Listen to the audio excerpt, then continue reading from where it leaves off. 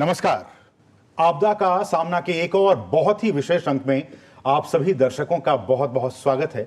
मैं हूं असीम मिश्रा और आज हम बात करने वाले हैं सूखा की, ड्राउट की। जी हां, निर्जल धरती, निर्जन जीवन। क्या है ये सूखा? और आज जब हम सूखे की बात कर रहे हैं, इसके पीछे के कारणों को हम जानेंगे, क्योंकि लगातार ग्लोबल वार्मिंग, क्लाइमेट चेंज, इसकी वजह से जो सूखा है, जो ड्राउट है, उसकी फ्रीक्वेंसी वो लगातार बढ़ती जा रही है, न सिर्फ भारत में बल्कि पूरे ग्लोबली। क्या कुछ इसका इम्पैक्ट भारत में, यहाँ के लोगों पर, यहाँ के कृषि पर इसका प्रभाव पड़ रहा है, इस पर हम बात करेंगे। साथ ही साथ हम बात करेंगे कि इससे निपटने के लिए भारत में हमारे वैज्ञानिकों के पास, सरकार के पास क्या विजन है, क्या दृष्टिकोण है। इन तमाम विषयों पर आज हम बातचीत करेंगे और हमारे साथ दो बहुत ही खास मेहमान इस वक्त हमारे साथ स्टूडियो में मौजूद हैं। हमारे साथ हैं एक डॉक्टर कृष्ण एस वत्स जी, जो कि मेंबर हैं एनडीएमए के। सर, आपका बहुत बहुत स्वागत इस बहुत ही खास कार्यक्रम में। और साथ ही साथ हमारे साथ दूसरे खास मेहमान हैं आरपी पांडे जी, जो कि वैज्ञानिक हैं और ड्राउट के एक्सपर्ट हैं। सर, आपका भी बहुत बहुत स्वागत। शुरुआत हम करना चाहेंगे डॉक्टर वत्स आपके साथ। शुरुआती जानकारी हमारे दर्शकों के लिए कि जब हम ड्राउट की बात करते हैं, सूखे की बात करते हैं, आज की तारीख में इसका परिभाषा, इसका डेफिनेशन हम इसको कैसे कहें, कैसे समझें? सूखे की परिभाषा जो है वो मुख्यतः बारिश के परिमाण पर निर्भर करती है। औसत बारिश जो है किसी भी क्षेत्र में, अगर उस औसत बारिश से 20% बारिश कम होती है तो सूखे की स्थिति उत्पन्न होती है। लेकिन ये एकमात्र परिभाषा नहीं है। इसके साथ साथ जो कृषि विषयक प्रगति है उसको भी देखा जाता है, जैसे कि रुपाई कितनी हुई है, तो वो एक आवश्यक जानकारी होती है। इसके अलावा जो हम वेजिटेशन इंडेक्स को देखते हैं और फिर रिजर्वायर की स्थिति को भी देखते हैं। रिजर्वायर्स में कितना पानी है या भूजल का स्तर कितना है। तो इन सारी चीज़ों को इकट्ठा करके 3-4 जो मुख्य जानकारियाँ होती हैं उनको इकट्ठा करके फिर सूखे का आकलन किया जाता है और सूखा घोषित किया जाता है। डॉक्टर पांडे, जब हम ये सारे पैरामीटर्स जब हम कहते हैं कि अब ऐसी स्थिति आ गई कि हम इसको अब ड्राउट डिक्लेयर कर दें, ऐसे में वैज्ञानिक तौर पे जब हम बात करते हैं तो ड्राउट को लेकर जो स्थितियां पहले थीं और अभी जब हम बात करें, क्लाइमेट चेंज है, ग्लोबल वार्मिंग है, इसमें क्या कुछ परिवर्तन आया है? और इस चैलेंज को भारत के वैज्ञानिक, भारत की सरकार, यहाँ के लोग कैसे इसको देखते हैं? देखिए, ड्राउट जो है एक रिलेटिव डेफिसिट है at a given place at a given time. जिस स्थान पर जो सामान्य वर्षा जिस समय होनी चाहिए, जब उससे कम होती है, और वो डेफिसिट एक एक्सटेंट से ज़्यादा होता है, तब ड्राउट कहा जाता है। इसलिए ये एक रिलेटिव डेफिसिट है और इसीलिए इसकी एक यूनिवर्सल डेफिनेशन नहीं हो पाती, क्योंकि वो रीजन की स्पेसिफिक क्लाइमेट पर निर्भर करती है और वो रिलेटिव, क्योंकि कहीं पे एवरेज रेनफॉल 500 मिलीमीटर है, कहीं 800 मिलीमीटर है, कहीं 200 मिलीमीटर है, कहीं 1000 मिलीमीटर और कहीं इससे भी ज़्यादा है। ऑड है, अनइवन है। हाँ, ये एवरेज जो क्लाइमेटिक डिस्ट्रीब्यूशन है कंट्री का। तो इसलिए किसी भी स्थान पर जब उसमें उस स्थान की यूजुअल रेनफॉल, जो सामान्य एवरेज रेनफॉल है, उससे जब वो रेनफॉल कम होती है और वो एक एक्सटेंट से ज़्यादा डेफिसिट होता है, तब then it is a drought. पहले हमारे इंडिया मेट्रोलॉजिकल डिपार्टमेंट, जो प्राइम मेट्रोलॉजी का डिपार्टमेंट है, इन्होंने एक डेफिनेशन दिया था कि अगर किसी भी स्थान पर वहाँ के एवरेज से 20%, जैसा सर ने बताया, 20% से कम वर्षा है, या जब उन्होंने डेफिनेशन दिया था जब 25% से कम है, then it is a drought, beginning of drought. लेकिन ये डेफिनेशन जो दी गई थी वो सीजन और ईयर के हिसाब से थी। उसका मतलब अगर एक सीजन में 25% से कम हो या साल में 25% से उसमें डेफिसिट ज़्यादा हो, तब उसको हम वो कहेंगे। मतलब 75 एवरेज का 75% से कम हो, then it is a drought, और उस स्थान के एवरेज के हिसाब से। तो हमारे देश में जो एक ड्राउट मैनुअल अभी एग्जिस्ट करता है, जो पूरे कंट्री में लागू है, वो उसमें वो डेफिनेशन का एक पार्ट है क्राइटेरिया का, क्योंकि रेनफॉल इज ए काजेटिव इंडिकेटर। और बाकी जैसे पानी की कमी अगर तालाब में है, नदी में है या ग्राउंड वाटर में है, वो हम लोग उनको इम्पैक्ट इंडिकेटर कहते हैं। काजेटिव इंडिकेटर और इम्पैक्ट इंडिकेटर। तो काजेटिव यह है कि that can not be controlled. Impact indicators we can control. We can store more water, we can conserve water, we can recharge groundwater.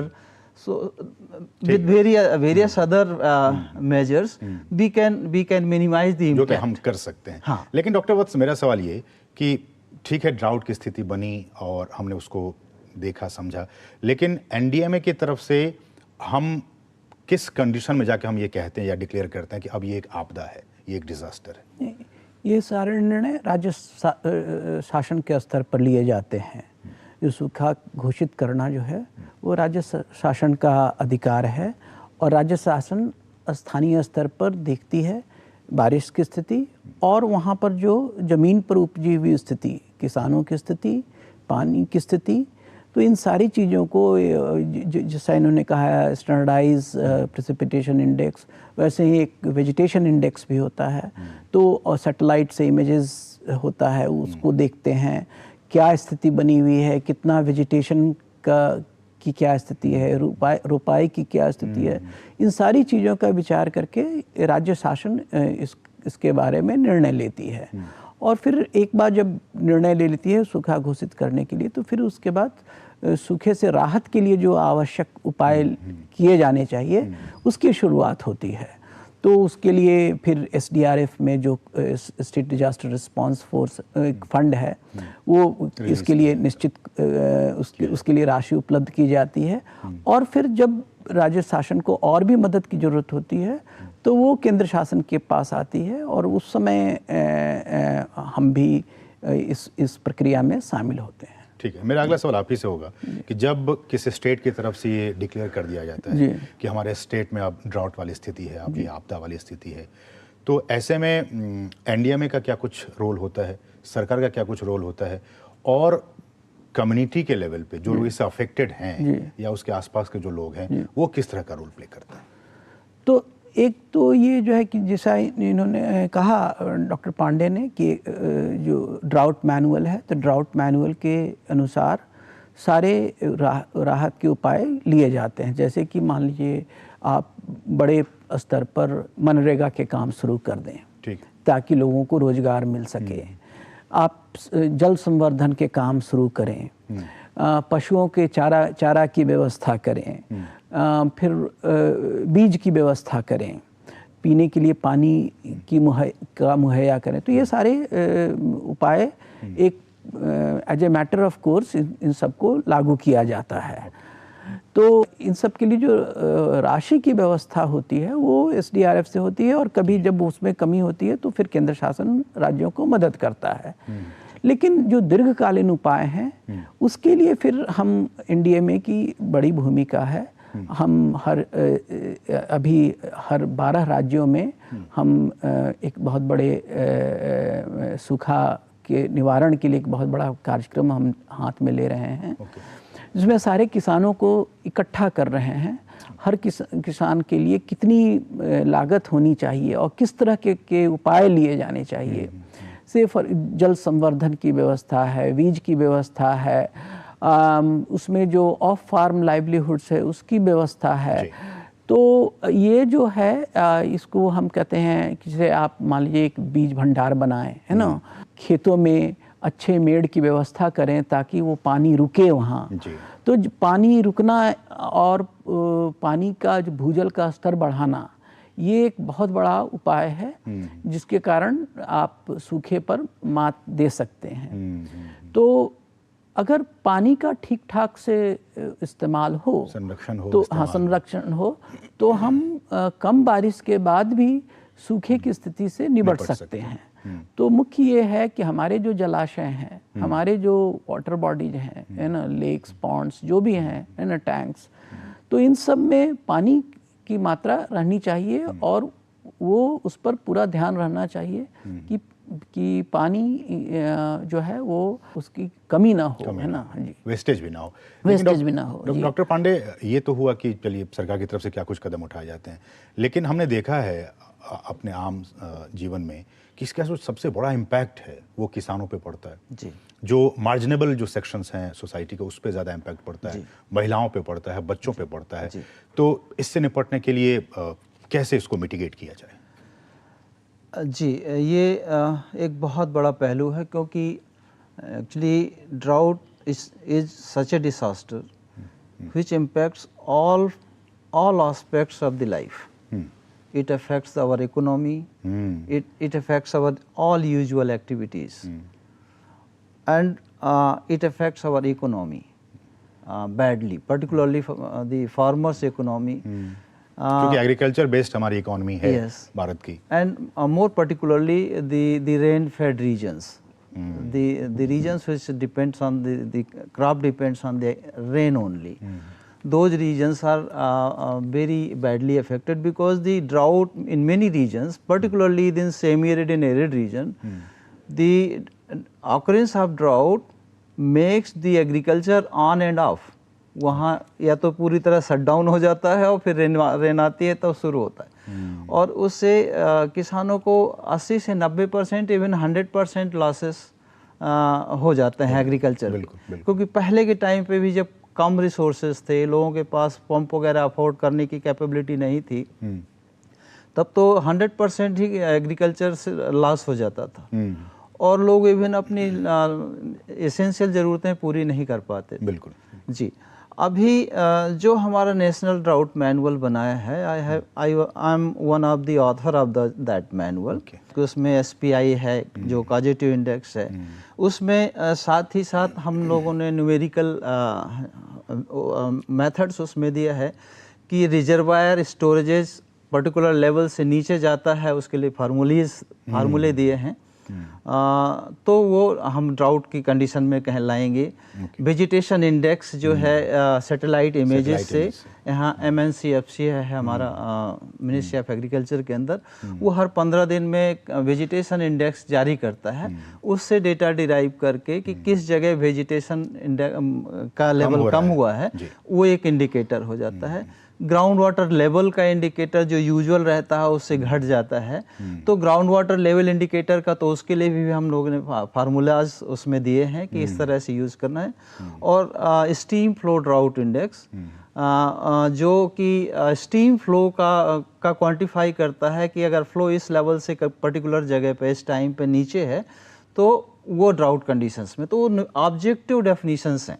ठीक है। फिर उसमें से जब जो हमारे 5-6 इंडिकेटर्स हैं, उसमें रेनफॉल इज मैंडेटरी, क्योंकि वो तो पॉजिटिव है। बिल्कुल। रेस्ट 5 में से कोई 4 में से कोई 2 कहने चाहिए कि it is a drought condition, तब स्टेट गवर्नमेंट उसको डिक्लेयर कर सकता है। ठीक। और डिक्लेयर करने के बाद फिर वो उसकी सीवियरिटी लेवल है कि माइल्ड है, मॉडरेट सीवियर है, या सीवियर मोस्ट है, या एक्सट्रीम है, जो भी उसकी कंडीशंस दी हुई है उस हिसाब से डिक्लेयर करके फिर स्टेट गवर्नमेंट अपना मेमोरेंडम सेंट्रल गवर्नमेंट को भेजता है, सेंट्रल गवर्नमेंट वेरीफाई करके फिर रिलीज देती है। चूँकि मैनुअल का यहाँ तक ज़्यादा कंसंट्रेशन था, इसके बाद रिलीफ जो है उसमें मिटिगेशन मैटर्स हैं, उनके लिए भी उसमें ऑप्शंस दिए हैं, और ये रेनी सीजन के लिए और नॉन रेनी सीजन मतलब खरीफ और रबी दोनों क्रॉप के लिए उसमें प्रावधान किए। इस पे हम बात करेंगे, क्योंकि बहुत ही महत्वपूर्ण बातें हैं कि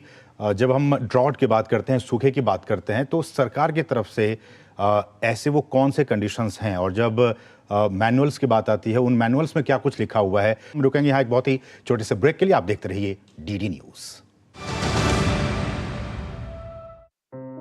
बाढ़ का पानी अपने पीछे कई छिपे हुए खतरे छोड़ जाता है। सतर्क रहना जरूरी है। घर वापस केवल आधिकारिक घोषणा के बाद ही जाएं। सभी बिजली के उपकरणों की जांच करें। पानी और सीवर लाइनों की भी जांच करें। बाढ़ के फिसलन वाले मलबे और चुभने वाली वस्तुओं से बचकर चलें। टूटे हुए बिजली के खंभों और तारों से सावधान रहें। मलेरिया से बचाव के लिए मच्छरदानी का प्रयोग करें। उबला हुआ या क्लोरीन युक्त पानी ही पिएं। बाढ़ के संपर्क में आए खाद्य पदार्थों को न खाएं। बच्चों को बाढ़ के पानी में खेलने न दें। यदि आप दूसरों की सहायता कर सकते हैं तो अवश्य करें। तैयारी में ही समझदारी।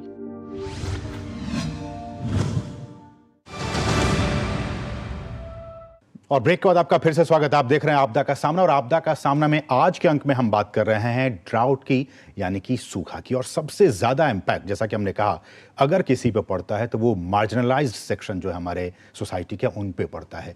क्या कुछ उनमें भी बदलाव की जरूरत है? वो अपने हैबिट को, चाहे वो एग्री हैबिट्स हों या फिर दूसरे हैबिट्स हों, उसको किस तरह से बदलाव लाकर इस ड्राउट के इम्पैक्ट को अपने लाइफ पे, अपने जीवन पे कम कर सकते हैं, हम उस पर बात करेंगे। डॉक्टर वत्स, मेरा सवाल यही कि चाहे वो जो एग्रीकल्चर से रिलेटेड जो लोग हैं, किसान हैं, वो अपने कृषि पद्धति में, एक बात आती है कि क्रॉप डाइवर्सिफिकेशन की बात आती है, किस तरह के बदलाव, चूंकि आपने देखा कि पिछले दिनों सरकार भी कुछ ऐसी वैरायटीज़ लेके आई जिसको कि बहुत कम पानी की ज़रूरत है, चूंकि क्लाइमेट चेंज हो रहे हैं, बदलाव हो रहा है, ऐसे में किसान भाई हमारे किस तरह का अपने जीवन में कृषि पद्धति में बदलाव लाएं? बेसिक बात यह है कि हमारे 85% जो किसान हैं वो लघु और सीमांत किसान हैं, ठीक, जिनकी जो खेती है वो 1 हेक्टेयर से कम है। तो ज़मीन बहुत कम रहने के कारण उनके पास ज़्यादा विकल्प नहीं है, और वो भी अगर वो अनइरिगेटेड एरिया में उनकी ज़मीन है और कहीं बारिश समय पर नहीं हुई तो उनके फसलों का काफ़ी नुकसान वगैरह होता है, और उनकी स्थिति फिर काफ़ी वो वल्नरेबल हो जाते हैं। और इसलिए किसानों में ना ये कर्ज वगैरह की जो समस्या है वो बनी हुई है, वो इसका मुख्य कारण है। तो एक तो है कि वो थोड़ा सा जल संवर्धन की बात बहुत ही आवश्यक है कि थोड़ा ना निश्चित रूप से उनको थोड़ा इरिगेशन की सुविधा हो। दूसरा इंटरक्रॉपिंग हो ना, ज़्यादा वो फसल ले सकें ताकि मिट्टी की उर्वरता बनी रहे।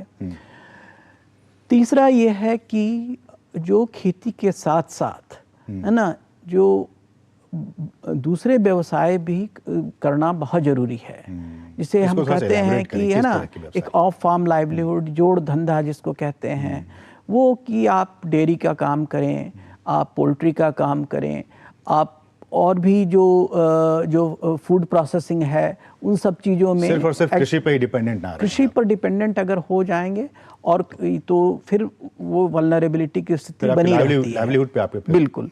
तो लाइवलीहुड डाइवर्सिफिकेशन जो है, आजीविका का जो विस्तार है, वो बहुत ही आवश्यक है, और ख़ास करके इस परिस्थिति में जबकि क्लाइमेट वेरिएबिलिटी बढ़ गई है। बिल्कुल। आज आप देखिए तो गुजरात में सूखा पड़ता था, आज गुजरात में बाढ़ आई हुई है ना।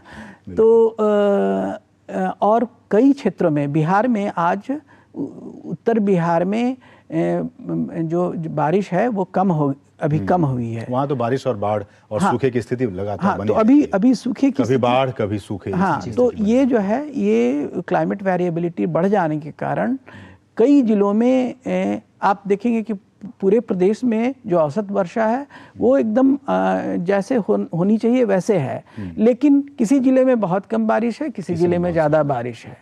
तो ये क्लाइमेट वेरिएबिलिटी बढ़ गई है। बारिश का परिमाण वही है, राष्ट्रीय स्तर पर वही है बारिश का परिमाण 868 मिलीमीटर, लेकिन जो कई बार कम भी होती है सर। नहीं, जो पूरे देश का अगर आप देखिएगा ना एवरेज, तो करीब ये 870, हाँ 868 मिलीमीटर जो है वही रहेगी। लेकिन जो वेरिएबिलिटी है ना, वो विजिबल, वो काफ़ी बढ़ गई है। और उस परिप्रेक्ष्य में देखिए तो लघु और सीमांत किसानों की जो वल्नरेबिलिटी है वो भी बढ़ गई है, और इसलिए बहुत ही आवश्यक है कृषि के साथ साथ अकृषिक गतिविधियां भी की जाएं और दोनों को साथ लाया जाए।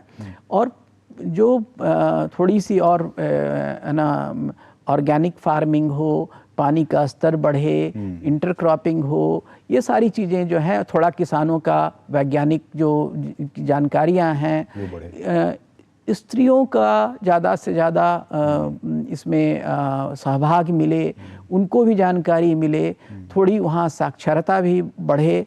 ये जो है सामाजिक गतिविधियाँ भी उतनी ही आवश्यक हैं जितनी कि कृषि विषयक गतिविधियाँ। तो ये सारा एक कॉम्प्रिहेंसिव अप्रोच की ज़रूरत है जिसको हम कोशिश कर रहे हैं कि हम पूरे देश में हम लागू करें। हम रुकेंगे यहाँ एक बहुत ही छोटे से ब्रेक के लिए। आप देखते रहिए डीडी न्यूज़। सुभाष चंद्र बोस आपदा प्रबंधन पुरस्कार, instituted by Government of India to honor selfless service in disaster management. There will be up to 3 awards. If the award winner is an institution, it shall receive a certificate and a cash prize of rupees 51 lakhs. If the award winner is an individual, the winner shall receive a certificate and a cash prize of rupees 5 lakhs. To apply, visit awards.gov.in or ndma.gov.in today. The last day of filing an application is 30th September 2024. Subhash Chandra Bose आपदा प्रबंधन पुरस्कार। आपदा प्रबंधन में निस्वार्थ सेवा को सम्मानित करने के लिए भारत सरकार ने वार्षिक पुरस्कार की शुरुआत की है। इसके अंतर्गत 3 पुरस्कार होंगे। यदि पुरस्कार विजेता एक संस्थान है तो उसे प्रमाण पत्र और 51 लाख रुपए का नगद पुरस्कार मिलेगा। यदि पुरस्कार विजेता व्यक्ति है तो विजेता को प्रमाण पत्र और 5 लाख रुपए का नगद पुरस्कार दिया जाएगा। अधिक जानकारी और आवेदन के लिए अभी विजिट करें awards.gov.in और ndma.gov.in। आवेदन भरने की अंतिम तिथि 30 सितंबर 2024 है। और ब्रेक के बाद आपका फिर से स्वागत। आप देख रहे हैं आपदा का सामना, और आपदा का सामना में आज के अंक में हम बात कर रहे हैं ड्राउट की, यानी कि सूखा की। डॉक्टर पांडे, ये तो हम किसानों की बात की है, लेकिन ड्राउट का इम्पैक्ट अर्बन एरियाज पे भी पड़ रहा है जी। यहाँ भी पीने के पानी की समस्या आ जाती है। हमने अभी देखा कर्नाटक में जी, हम दिल्ली में देखते हैं, मुंबई में देखते हैं, जो बड़े शहर हैं उनमें भी इस तरह की समस्या थी। ड्राउट का इम्पैक्ट न सिर्फ किसानों पे, महिलाओं पे, बच्चों पे, वल्नरेबल एरियाज पे, बल्कि अर्बन एरियाज में भी जो लोग थे उन्हें भी इसका सामना करना पड़ता है। कैसे इससे निपटा जाए अर्बन एरियाज में? जी, जैसा सर ने बहुत अच्छे से बताया कि हम लोग साइंटिफिक भाषा में कहा करते हैं कि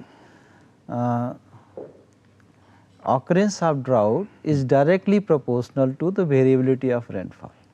ठीक है। Yeah, it is governed by the variability. तो जिन regions में variability ज़्यादा है, those regions are more susceptible to drought. Okay जी, अब हम अर्बन और रूरल में देखते हैं। चूँकि अर्बन एरियाज़ में हमने अपने बहुत सारे संसाधन, बहुत सारे प्रावधान कर रखे हैं, तो जब सोर्स पे पानी कम होता है किसी भी कारण से, रेनफॉल की वेरिएबिलिटी के कारण से या और किसी कारण से, कई बार क्या है कि वेरिएबिलिटी के साथ साथ हमारा ज़्यादा amount of rainfall come duration में ही रेनफॉल हो जाती है। बिल्कुल। और जो कि हमारा ग्राउंड वाटर रिचार्ज या कंजर्वेशन में उस समय किसी समय हमारा हो जाना चाहिए, हम नहीं कर पाते और वो रन ऑफ के रूप में बाहर नहीं या कम कर पाते। और मोस्टली दी सर जो हमारे कंट्री में, जो कि हम मानसून फेड कंट्री हैं, तो हमारे 4 मुख्य कारण हैं जो सूखा पड़ने के। ठीक है। चूँकि मानसून हमारा एक स्पेसिफिक पीरियड में है, कहीं 3 महीने, कहीं 4 महीने, थोड़ा सा नॉर्थ ईस्ट में या वेट रीजन्स में थोड़ा वो लेंथ ज़्यादा है रेनफॉल की लेंथ। पहला तो है कि लेट अराइवल ऑफ मानसून थोड़ा लेट हो जाए आने में। तो अगर वो अराइवल 2 वीक से ज़्यादा लेट हो जाता है तो हमारे एग्रीकल्चर एक्टिविटीज़ को फ़र्क करता है। और साथ ही साथ अगर हमारे कहीं सोर्सेज से पानी अर्बन एरियाज़ में आ रहा है उस पे भी इम्पैक्ट पड़ता है, तो वो हमारा वल्नरेबल वो जो सोर्स है उसमें हमें शंका होने लगती है, अगर जल्दी पानी नहीं गिरा तो हमारा सप्लाई के लिए हमारे पास सफिशिएंट पानी नहीं होगा। हम मीडिया में कई बार सुनते भी हैं। एक और भी कहावत हम लोग कहा करते हैं कि मैं यूएन में एक बार काम किया था, UNCCD है, तो उसमें हम लोगों ने एक स्लोगन दिया था कि prosperity of a region is directly proportional to the availability of water in lean season.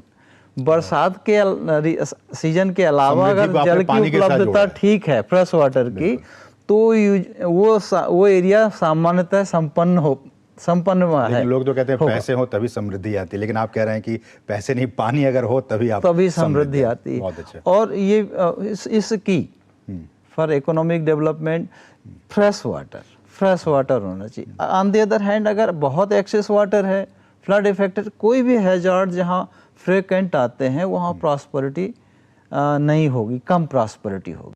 जो अर्बन एरियाज में है ड्रिंकिंग वाटर सप्लाई एसेंशियल है। एक हमारे बीच में कुछ प्रॉब्लम्स भी आई, जैसे कहा गया कि हमें बड़े डैम नहीं बनाने हैं, स्टोर नहीं करना है वाटर। उसमें बहुत लोगों के अलग अलग मत हैं। कोई कहते हैं हमारा इतना एरिया भर जाता है, इनंडेशन हो जाता है और लॉसेस हो जाते हैं, एनवायरनमेंट को लॉस होता है। लेकिन उसको प्रैक्टिकली अगर देखें तो जैसे दिल्ली जैसे शहर को, हैदराबाद, बम्बई जैसे शहर या मद्रास जैसे शहर को हम पानी कहाँ, अगर हम स्टोर नहीं करेंगे, उसको कंजर्व नहीं करेंगे तो हम कैसे पिला पाएंगे?